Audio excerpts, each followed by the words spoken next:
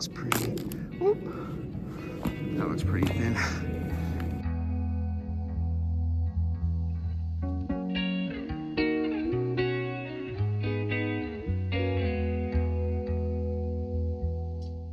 Today's video is another quick ice report. This time it's a report for 3 reservoirs: East Canyon, Echo, and Rockport. In this video there's no fishing, it's just a report on ice thickness at each of these fishing locations. If you like this video, there are 2 important things you can do to support our channel. First, you can subscribe by clicking the button below this video, and second, take a look at the information we included in the video description, which you can find just below the video title. It's important to never assume anything about the ice you're fishing on. You should always know how thick the ice is and how much ice is needed to support your weight.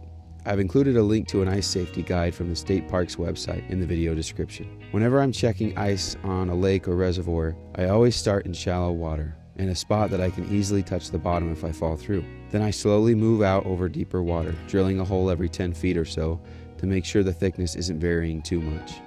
It's also a really good idea to bring safety ice picks and keep them on your body somewhere in case you do fall in. My first stop was East Canyon Reservoir.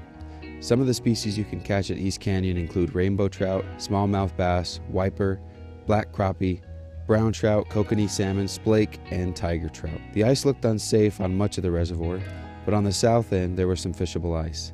In the area I stopped, the ice was between 4 and 5 inches, but there were some spots that looked a little thin.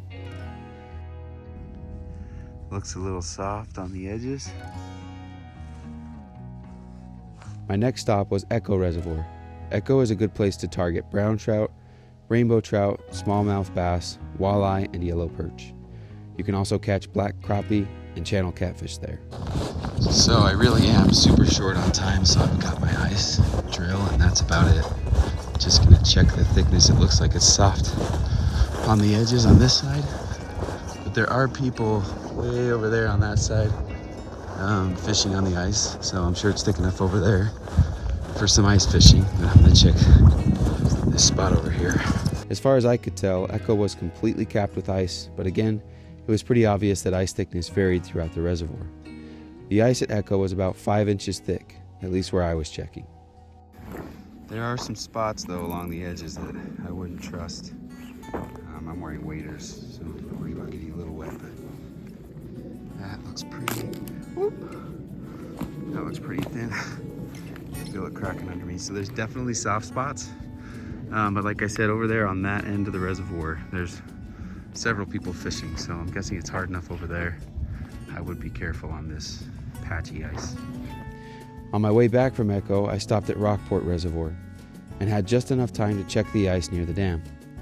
Rockport is another good place to catch brown trout, rainbow trout, smallmouth bass, and yellow perch. The edges at Rockport were a bit soft, but the reservoir looked capped and had between 4 and 5 inches of ice where I checked. So there was that layer of slush on top of the ice back there, but under that there is a good 4 to 5 inches of ice under that layer of slush. On the other side of the reservoir, I could see several groups ice fishing, so I'm assuming the ice was thick there too. Thanks again for watching this video. If it was helpful, don't forget to like and subscribe. If you'd like to support our channel on other social media platforms, you can find our links in the description below this video.